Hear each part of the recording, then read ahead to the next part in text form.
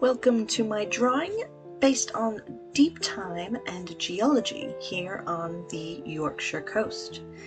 I'm doing an evolving drawing of a rock stack in Selwicks Bay by Flamborough Head on the North Yorkshire coast.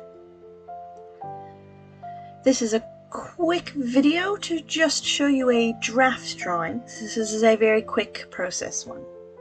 So for example, with this I have started with a nice watercolor pencil idea of mudstone, drawing in a few layers. And what is going to happen is I'm going to use the idea of compression to shrink this layer, geologically speaking. And I'm going to do this by overlaying new pieces of paper.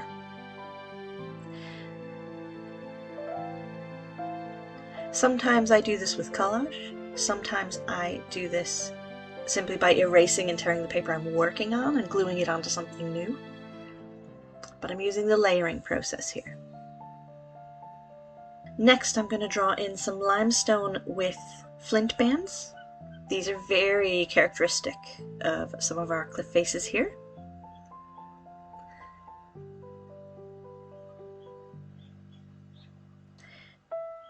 Testing some marker. Now these are formed in a marine environment, so the water level would be much further above this. So you can get quite nice platforms of chalk or limestone.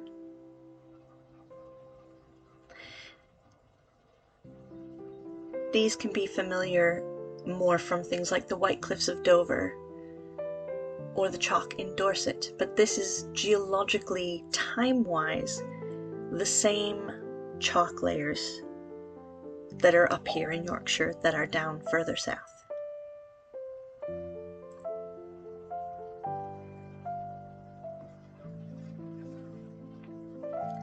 And after I do it, I'm ignoring this left side I just pointed to. That will end up being a clean side of a rock stack in the end.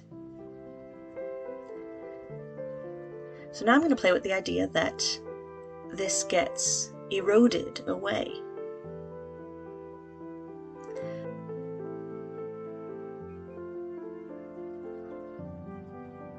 So now we're going to play with the idea of changes in the geology after the rock has been laid down.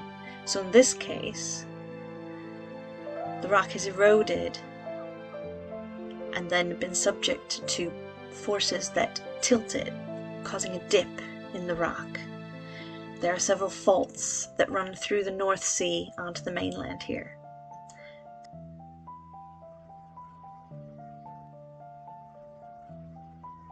And then we're going to have the new layer of rock that gets laid down next.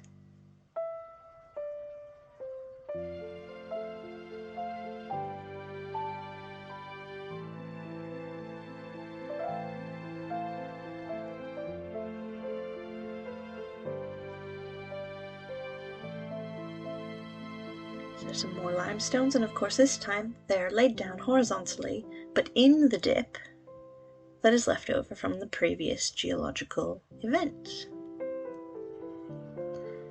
So once again, limestone's being laid down just below sea level. So the cliffs here in Yorkshire were actually underwater for a great deal of their creation time. Now I'm going to have a fault. This will push up part of the limestone while pushing down another part of the limestone.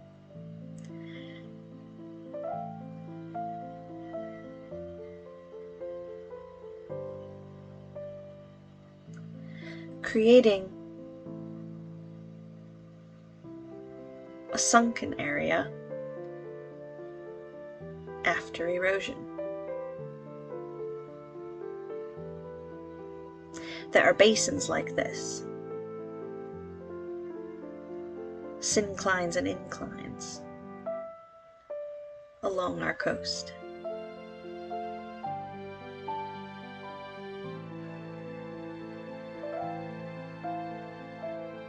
Now I'm going to have erosion take off the top layers.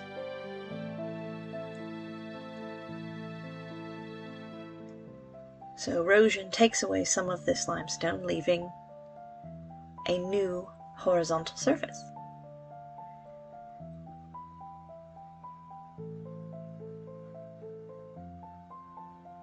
The water deepens and a mudstone is put down again, which I've done again with a watercolor pencil. We have really lovely dark shales here a bit further to the north. Then that gets compressed over time. Compressed and eroded, so all that's left for us to see is a much smaller band. And then more on top. So the next rocks that get deposited on the surface are more limestones. So the seawater has shallowed a bit, but this is still underwater.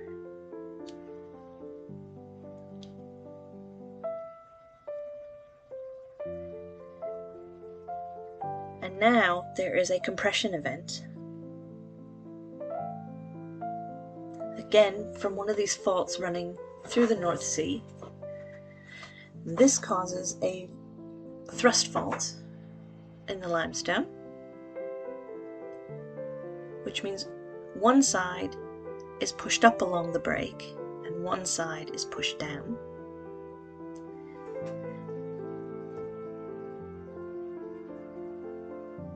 Which I've done with a literal cut, and then doing uplift on the right side and drop on the left side. Now we have another erosion event, but one that's a bit uneven. Remove some of the limestone, creates a new top surface. And finally, we will have some glacial till lying along the top. This is what is left in the modern day landscape. Of course, there's more still to come.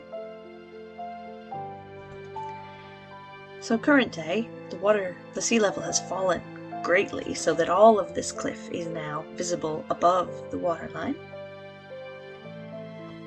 And of course, these cliffs have also been eroded slowly from sea action, weather, etc., which wears away at the sides of the cliffs or in between them, creating caves, and in this case leaves behind the standing rock stack, sea stack, that is in the middle of Selwicks Bay and has become separated from the main body of the cliff to its east.